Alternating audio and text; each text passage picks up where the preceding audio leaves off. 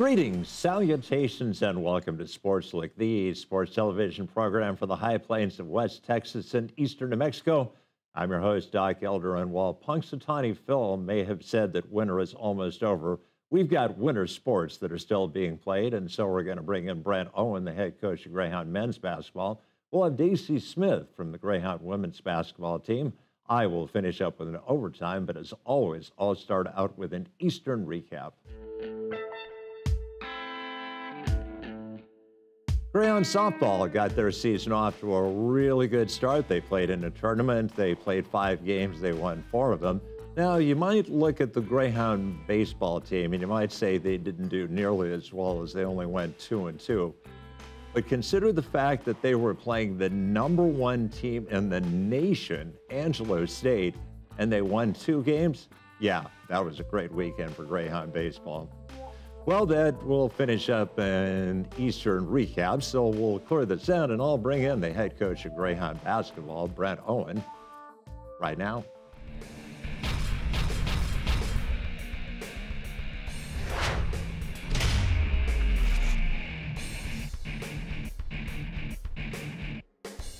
Welcome back to Sportslook, and we welcome back to the set of Sportslook the head man of Greyhound men's basketball, Brent Owen. And Coach, I don't want to jinx you, but you guys played some pretty good basketball this year. We have so far. So far, so good. We're in a really good position in terms of conference tournament. We're in a good position in terms of region tournament, which hasn't been said here, I think, in maybe a couple decades. So excited about where we're at, but still 8 games left. We have some finishing to do. Talk to us a little bit about the season. I mean, it starts out with a crossover with the Rocky Mountain Athletic Conference. It goes into some games in Colorado, and then pretty much you jump from that point right into Lone Star Conference play. You do get a chance to play some non-conference games during the Christmas vacation, but at what point in time did you recognize how good this team had a potential to be offensively? Yeah, I think at Fort Lewis, it was our 4th game of the year. And basically in the first half of that game, we were trying to run a bunch of plays, and we were trying to do a lot of coaching and put guys in certain spots. You go from point A to point B, and we weren't doing very well in the first half. So at halftime, as a coaching staff, we kind of made the decision, let's open it up and let's do some really simple stuff and quit making our good players think so much and just let them go make plays. And that second half, we scored, I think, 51 points on a Fort Lewis team who today I think is number 3 in the nation. And should have beat them at home, down 14.5, and had the lead with 1 second to go, and unfortunately got beat at the buzzer. But I think that gave me the confidence that we could really score the basketball. And then ever since then, that's kind of been what we've been doing, and we're putting a lot of points up. Our offense has been outstanding. We're ranked very high in the nation in several statistical categories, including the #1 team in the nation in 3-point field goal shooting percentage right now. Which was actually a fear of mine going into the season. We didn't shoot it well at all last year. And I was like, man, I still don't know if we're quite there yet. But what our guys are doing they're taking great shots. And, we don't take a lot of threes, but the ones we take are good shots, and we're making them at a high rate. Looking at the season, you guys, we're going to see highlights of your game against Angelo State where you scored 100 points.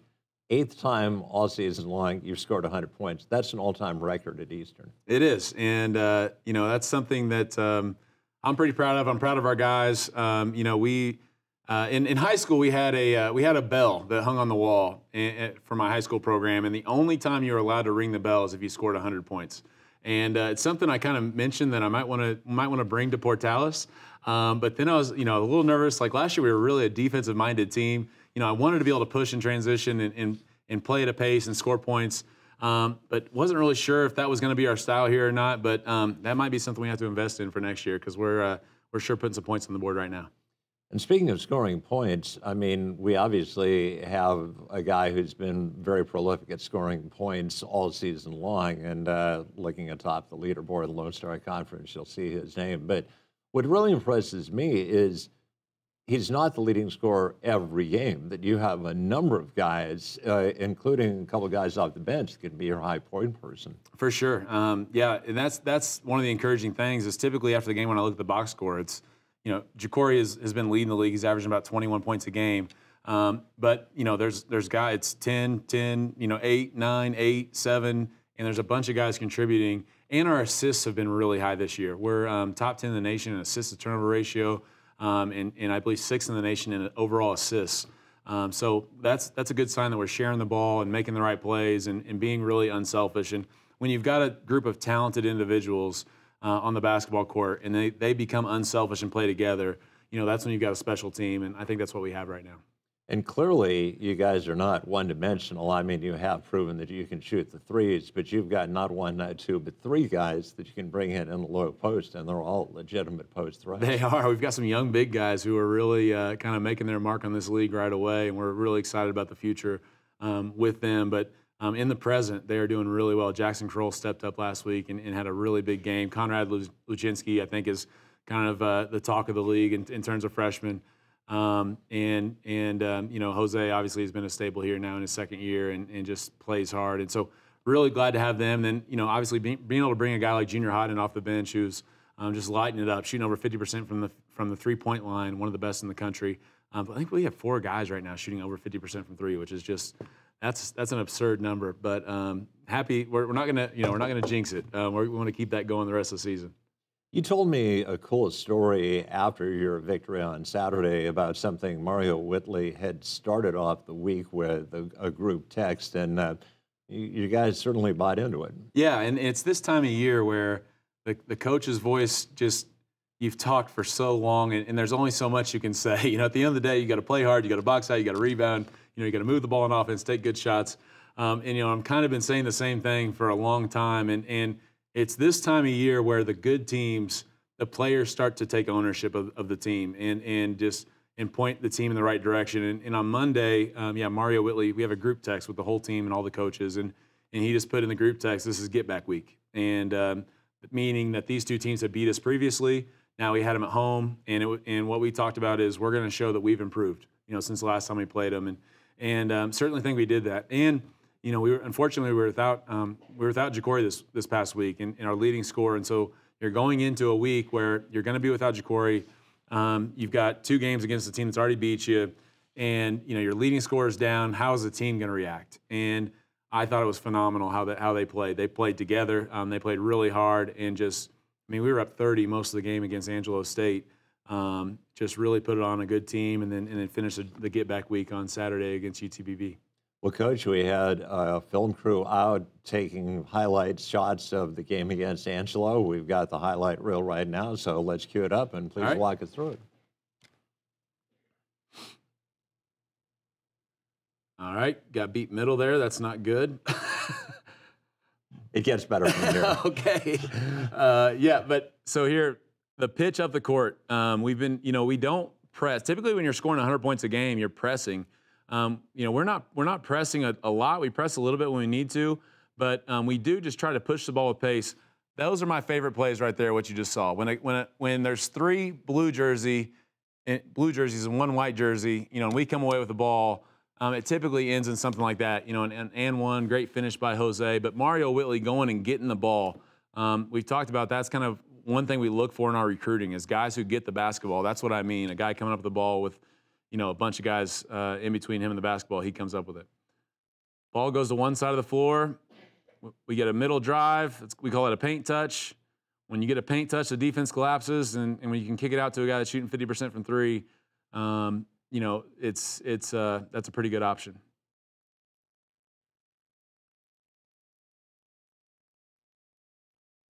It's a slip the screen. They're looking for the slip there. Mario comes all the way over and helps. Junior's on his line, back door. Mario helps again. Mario gets a rebound. He just kind of did 3 things there in about 1 second that were positive for us. And when we get a stop and a rebound, we can really push in transition. Get a shot fake there, attack. Again, ball reversal is a big key. We get a paint touch, collapses the defense, then you can kick. We got a point guard that can shoot the ball this year, and that's been great. Lyron Bennett's been really playing some great basketball for us. He's a big part of the reason why we are, that high in assist to turnover. He is 2nd in the league in assist to turnover ratio, and doesn't score a ton of points, but he really runs our team and plays most of the game every game.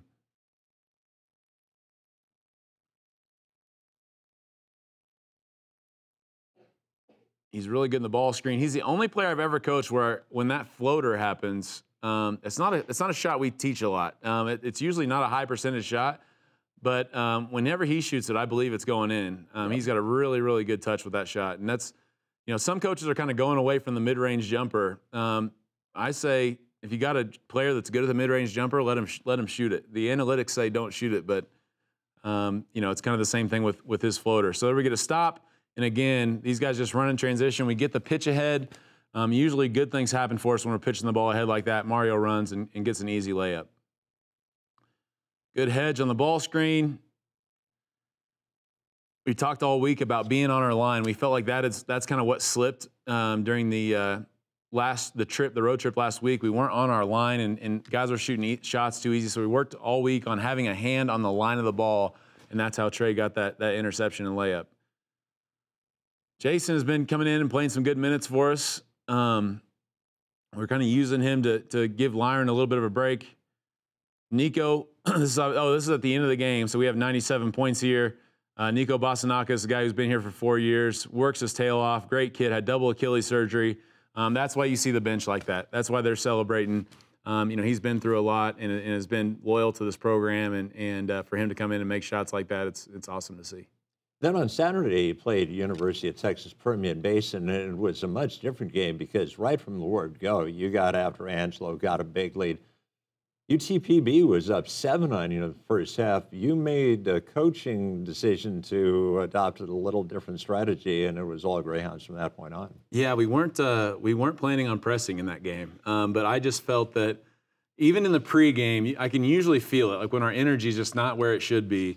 And I kind of had that feeling in the pregame. I told Coach Grady about it. He's like, yeah, I kind of feel it too. And then we come out and we're flat. It just, the energy level is not where it needs to be, especially on the defensive end. And then that leads to bad offense. And but usually when we put the press on, there's really no option but to play hard. You've got to, we're going to trap in the backcourt, which means they're going to throw a long pass, which means we're going to have to sprint as hard as we can, or else it's going to be a layup.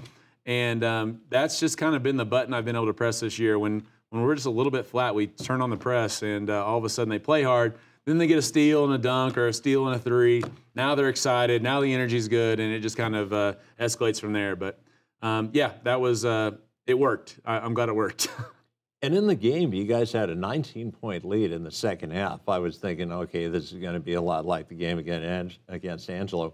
Give UTPB credit. They came back into the game, but you guys hit a couple of clutch shots that got you up to a double-digit lead, and that's where you ended up. Yeah, during that stretch, we gave up, I think, 7 offensive rebounds. We went back and watched that on film, and that's been our Achilles heel, and we've gotten better at it for sure. But just in that stretch, we actually had a little bit of a smaller lineup out there at that point, and they were able to go get some offensive rebounds. Whenever they do that, just like you saw Mario there in the highlight, usually you're able to get a play because the defense is out of position. But yeah, but once we got that cleaned up, we brought some bigger guys in to clean that up, started boxing out, and then obviously hit a couple of shots there. I think Junior Hodnett hit one of those threes, and those are usually the daggers. When he's hitting shots, we are really hard to beat. Well, Coach, congratulations on the success you've had to this point. Best of luck, and let's hope I get a chance to see you in Frisco, Texas. Absolutely. 3 home games left. We really hope people will come out and watch us. We're on the road this week and next week, and yeah, then we've got 3 home games left. We really hope that people will come out and support this team. They're fighting for not only NCAA or Lone Star Conference tournament seeding, but we're fighting to really be in the NCAA tournament and be playing for a national championship, which has been my goal since we came here, and finally had the opportunity to take a stab at that. So come out and help us get some wins. I'm a believer. Thanks, Doc. All right, well, that is going to wrap up the first interview segment, so we'll clear the set and we'll find out a little bit about Greyhound women's basketball right now.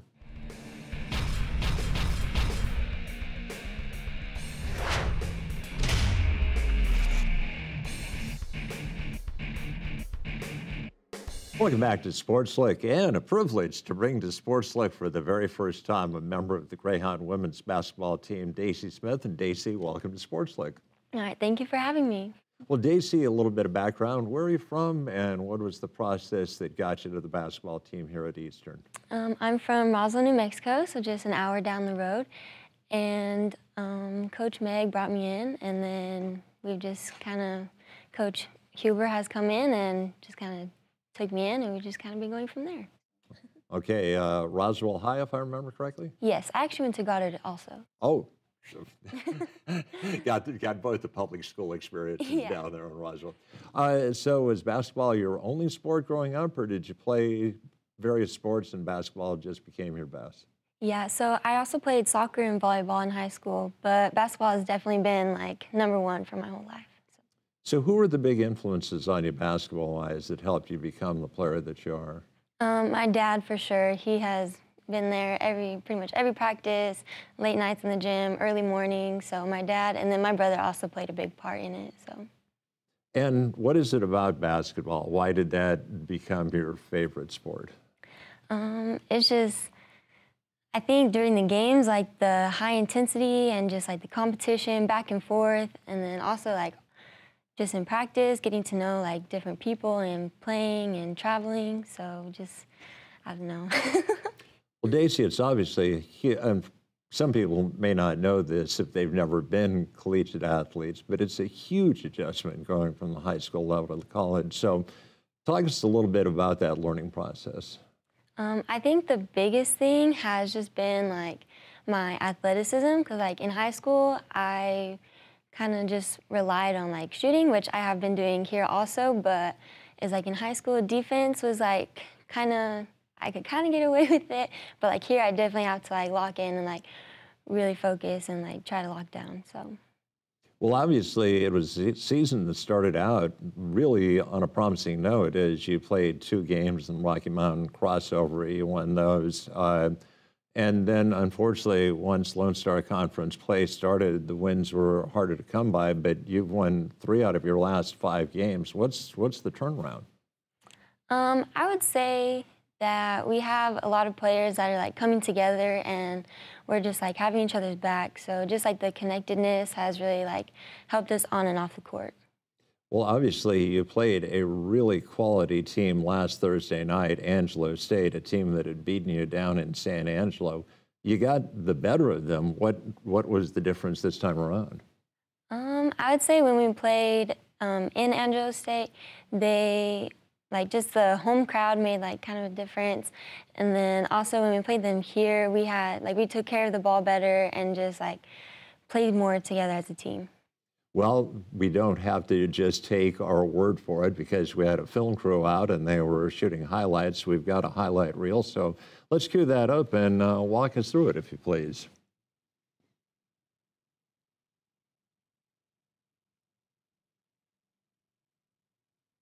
That is their best player, Sawyer Lloyd, with the ball. That young lady, number 13, is 6'4" or so. Obviously, girls were at a height disadvantage.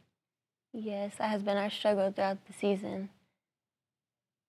And helping in the post has definitely been like a big part of our defense.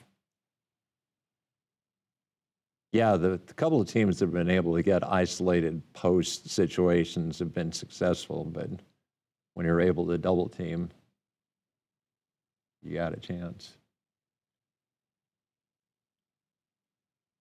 Young lady who just became eligible at the semester, Ashana Hunter. What sort of a difference has she made, Daisy? Offensively, I mean, she just does that, gets to the rim pretty much whenever she wants. And then defensively, she just plays really hard, and her height has definitely helped us as well.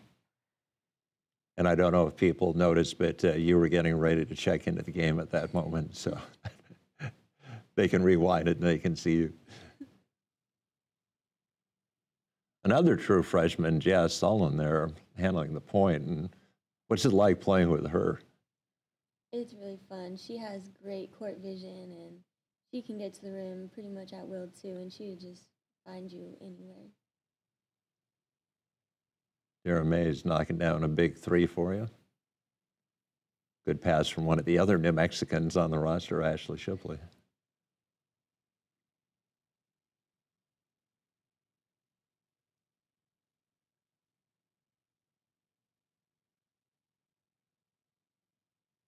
This girl right there had really had a big game against you down there, but you did a good job of limiting her. Mm-hmm.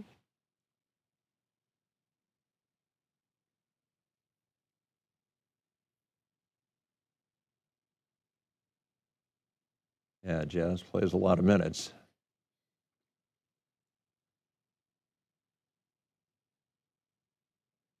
Exceptionally good ball handler.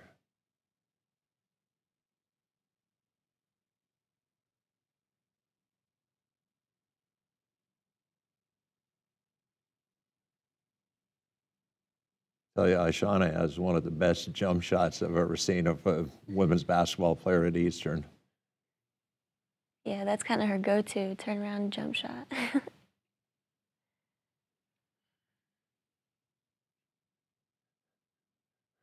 The jump hook, that's a tough shot. I loved Ulieta Seja in the background on that play, flexing after that.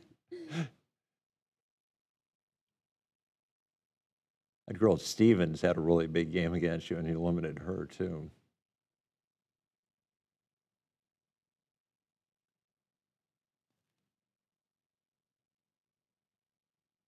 Great fundamentals.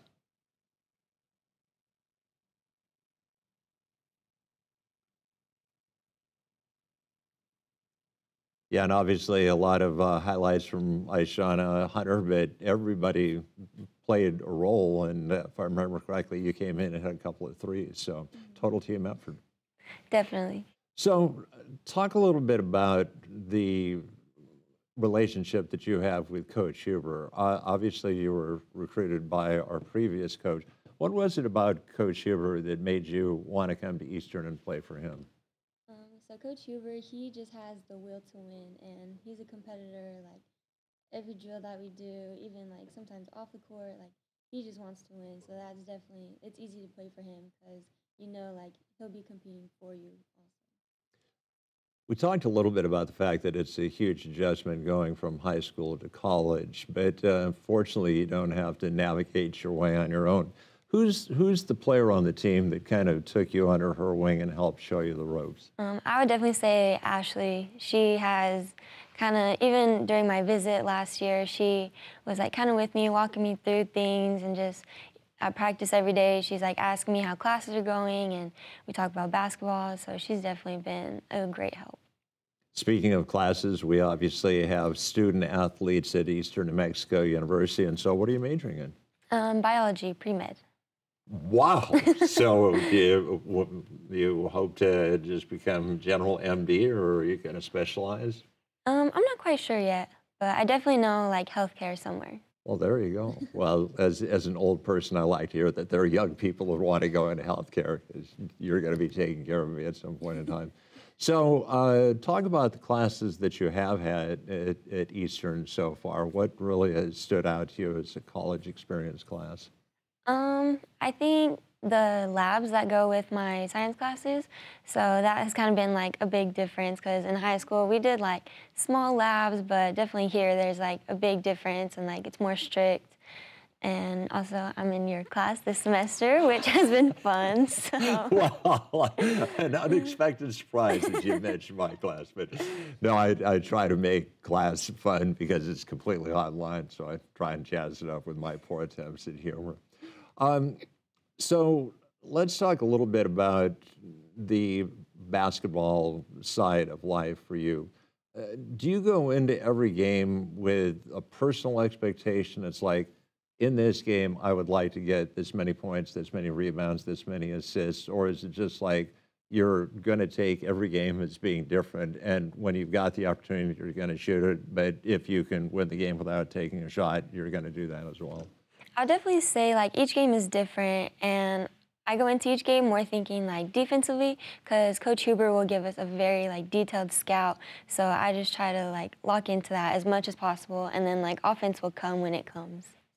Well, Daisy, since you were nice of it, and we'll point out that you agreed to be our guest pretty much at the last minute, literally. So if there are people in the viewing audience or if they're watching this down the road on YouTube or Facebook, who do you want to send a personal shout out to? I'd say a shout out to my parents, my mom and dad. They have been there for, I mean, every step of the way. And then definitely my brother and sister because they just come with the most support. So definitely to my whole family. Well, Daisy, congratulations on the success that you've had, on the success the team has, and let's hope that in a couple of weeks we can talk about postseason basketball. All right, sounds good. All right, well, that is going to wrap up the interview segment of Sportslook, so we'll clear this out, and I'll finish up with an overtime right now.